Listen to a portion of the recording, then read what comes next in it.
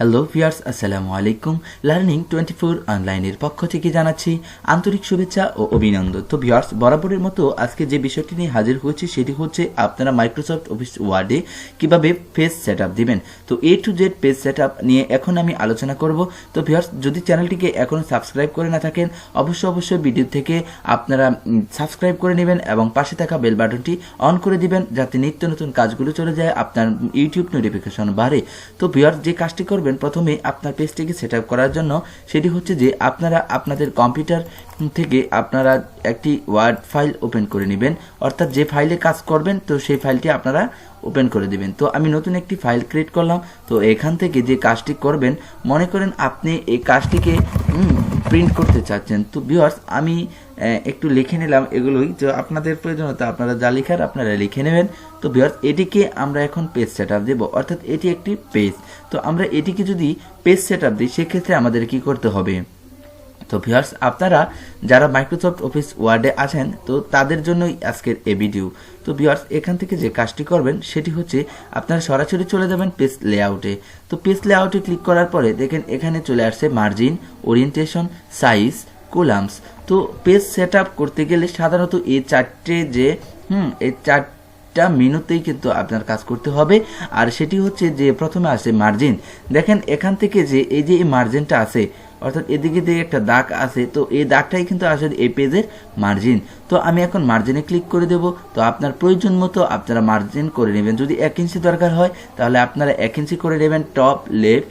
তো top left তো আমি এটাকে নেরো করে দেব, অর্থাৎ 0.5 করে দিলাম। দেখেন 0.5 করে দেওয়ার পরে কিন্তু মার্জিনটা একটু আরও কিন্তু কাছাকাছি, বর্ডারের কাছাকাছি চলে আসছে। তো এখন যে কাজটি করবেন সেটি হচ্ছে ওরিয়েন্টেশন। তো ওরিয়েন্টেশন বলতে আমরা কি বুঝি? দেখেন এখানে ওরিয়েন্টেশনে রয়েছে পোর্ট্রেট এবং কি ল্যান্ডস্কেপ। তো পোর্ট্রেট হচ্ছে যে আপনার পেজটা হবে খাড়া, আর ল্যান্ডস্কেপ হচ্ছে পেজটা হবে পাতালি। তো আমি একটু জুম কমিয়ে নিচ্ছি। তো কমিয়ে নেওয়ার পরে দেখেন এখান থেকে কিন্তু পেজটা কিন্তু আমার এখন খারাপভাবে আছে, অর্থাৎ এটা আমি বুঝতেছি যে এটা আমার পোর্ট্রেট আছে। তো এটাকে যদি আমি ল্যান্ডস্কেপ করে দিই, ওরিয়েন্টেশনে ক্লিক করব, ক্লিক করার পর ল্যান্ডস্কেপ, হ্যাঁ দেখেন এখন পেজটি কিন্তু আমার পাতালি হয়ে গেছে। তো ভিউয়ার্স, আমার পাতালি পেজ দরকার নেই, তো আমি এটাকে পোর্ট্রেট করে দেব। তো পোর্ট্রেট করে দিলাম। করে দেওয়ার পরে আছে দেখেন সাইজ।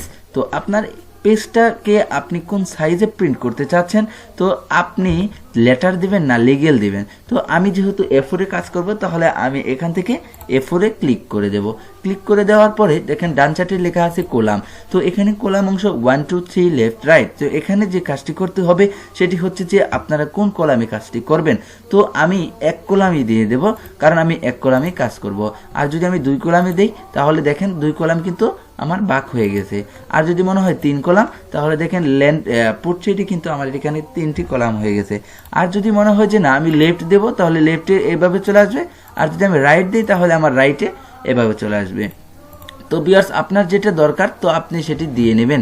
তো আমি দিলাম কি নেরো, এবং ওরিয়েন্টেশন থেকে পোর্ট্রেট, এবং সাইজটা দিয়ে দিলাম A4।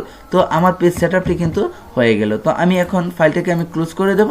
ক্লোজ করে দেওয়ার পরে আবারও আমি ফাইলটাকে ওপেন করব। তো ওপেন করার পরে দেখেন আমার পেজ সেটআপটা কিন্তু রয়ে গেছে, অর্থাৎ এই পেজ সেটআপটা কিন্তু আমার সেভ হয়ে গেছে। তো এক্ষেত্রে আমি যে কাজটি করব সেটি হচ্ছে আবার আমি পেজ সেটআপে যাব। পেজ সেটআপে যাওয়ার পরে মার্জিনে যাব। দেখেন এখানে নেরু কিন্তু আমার সেভ করার রয়েছে, ওরিয়েন্টেশন কিন্তু পোর্ট্রেট রয়েছে, সাইজ কিন্তু A4 রয়েছে, কলাম কিন্তু 1 রয়েছে। তো ভিউয়ার্স, আজকের ভিডিওটি এ পর্যন্তই। A to Z আমি শিখিয়ে দিলাম আপনারা মাইক্রোসফট অফিস ওয়ার্ডে কিভাবে পেজ সেটআপ দিবেন। তো ভিডিওটি যদি ভালো লাগে অবশ্যই চ্যানেলটিকে সাবস্ক্রাইব করে যাবেন এবং ভিডিওতে একটি লাইক দিয়ে যাবেন। যদি কোনো কিছু জানার থাকে সেক্ষেত্রে অবশ্যই আপনারা কমেন্টে আপনার মতামত জানিয়ে দিবেন। তো ভিউয়ার্স, ভালো থাকবেন, সুস্থ থাকবেন। আসসালামু আলাইকুম।